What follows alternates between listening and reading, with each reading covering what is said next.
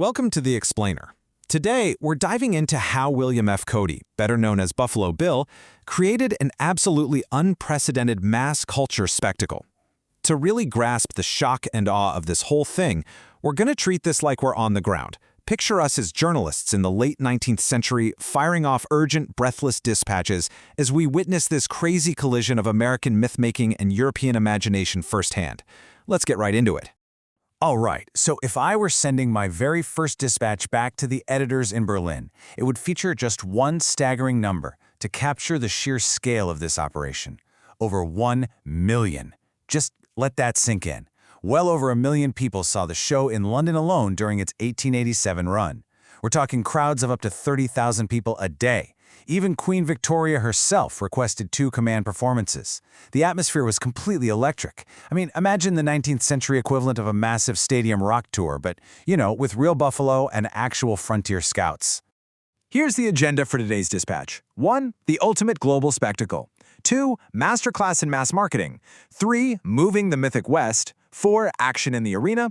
5. The German romantic vision. And finally, 6. 2 versions of the West. Section 1. The ultimate global spectacle. Now, as a reporter on the ground, I would be absolutely astounded by the sheer industrial machinery moving this production across the continent.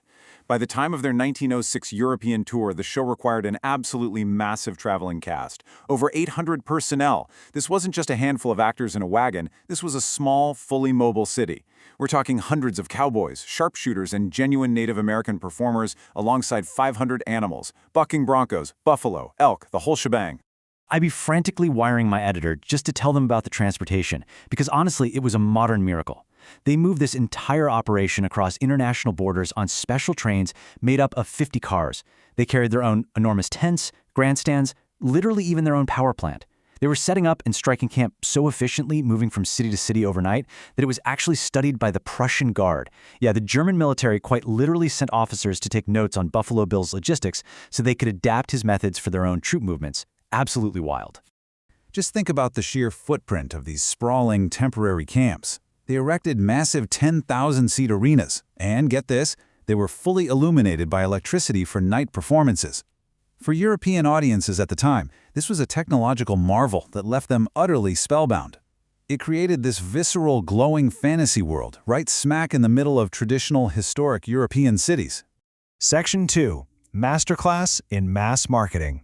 But before anyone even stepped foot into that arena, they were hit by an absolute advertising blitz.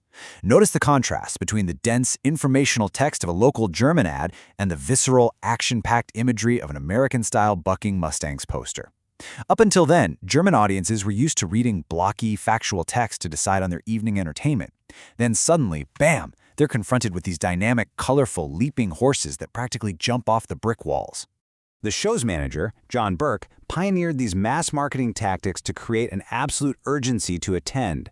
Weeks before the show arrived, advanced men plastered cities with massive, colorful billboards. Some were up to 150 feet long. They handed out over 300,000 handbills in major European hubs. As a reporter, I'd be handed a beautifully crafted press kit. That was a brand new invention at the time, specifically designed to tell me exactly how to write about the show. Burke heavily cultivated VIP endorsements, too, making sure everyone felt like they'd be missing the event of the century if they didn't buy a ticket. Section 3. Moving the mythic West. Now, the crucial point here is that this wasn't just some traveling circus. Cody managed to convince audiences they were witnessing authentic history. Mark Twain perfectly captured the show's significance, highlighting how Buffalo Bill promised to deliver the real thing to a fascinated European audience. Think about it. For decades, Europeans had read these sensationalized dime novels about the American West. Cody's genius was essentially telling them, hey, put down the books. I brought the actual, living heroes and the actual Native Americans right to your doorstep. Section 4. Action in the arena.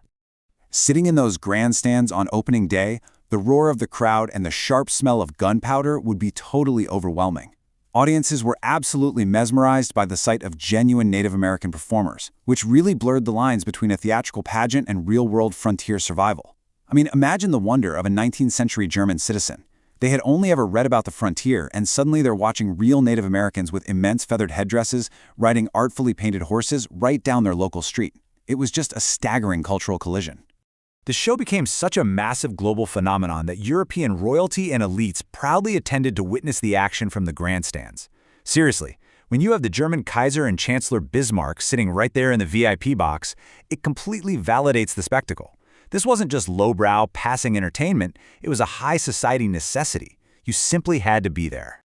Section 5. The German Romantic Vision. All right, so here's the fascinating twist I'd be frantically reporting back to my readers. When the show arrived in Germany, it landed in a culture that already had a deep, pre-existing obsession with the West. Long before Cody ever set foot in Europe, German literature and popular ethnographic exhibits had actually conditioned Germans to view Native Americans through this highly romanticized, escapist lens. Authors like Karl May wrote incredibly popular novels that idealized the Native American as a noble savage, someone deeply connected to nature and fundamentally honorable. Furthermore, exhibits like Karl Hagenbeck's Völkerschauen, which were these ethnographic shows displaying indigenous peoples from all around the world, had already normalized the viewing of exotic cultures. But Germans uniquely sought an escapist utopia. See, they were undergoing rapid, somewhat sterile industrialization at the time, so they looked at the American West not just as some exotic, faraway place, but as a nostalgic paradise, a lost world they desperately longed to escape to. Section 6. Two Versions of the West. And all of this built into a massive, honestly fascinating cultural misunderstanding. This is where my dispatches would get truly analytical. Americans thought they were exporting a story of imperial triumph, manifest destiny, the conquest of savagery, the cowboy as this ultimate hero of progress. But the German audience, they completely sidestepped the American nationalism. To the Germans, this wasn't a celebration of conquest at all. It was a chance to mourn the vanishing noble savage. They projected their own anxieties about industrialization right onto the performers, viewing the Native Americans as tragic, romantic figures rather than vanquished foes. Because the violent stage battles completely conflicted with their peaceful, romanticized view of Native Americans, the German press actually dismissed the scripted warfare. My fellow journalists at the time wrote that the battles just felt too theatrical. Instead, they celebrated the bucking bronco riders as the absolute most authentic element of the arena. They wrote poetically about the cowboys, calling them centaurs, like a perfect fusion of man and wild beast. And they celebrated their hardiness and incredible equestrian skills way more than the fabricated historical shootouts. So instead of finding their idealized Native Americans in those violent arena acts, Germans found them outside the show entirely. The press became absolutely obsessed with observing the performers off stage. They wrote these very respectful accounts about seeing Native American cast members exploring European cities, visiting the opera, and shopping for everyday goods with immense dignity. To the German reporter, this quiet, dignified presence was the true, authentic Indian they'd grown up reading about in their childhood novels, not the screaming warriors scripted by Buffalo Bill. Ultimately, Buffalo Bill crystallized the cultural stereotype so powerful that we really have to ask ourselves, when mass entertainment claims to be authentic history, whose version of the truth survives?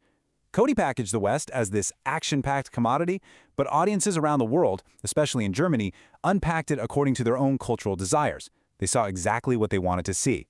And that, my friends, is the true power, and maybe the true danger, of the ultimate global spectacle. Thanks for joining me on this explainer, and I'll catch you next time.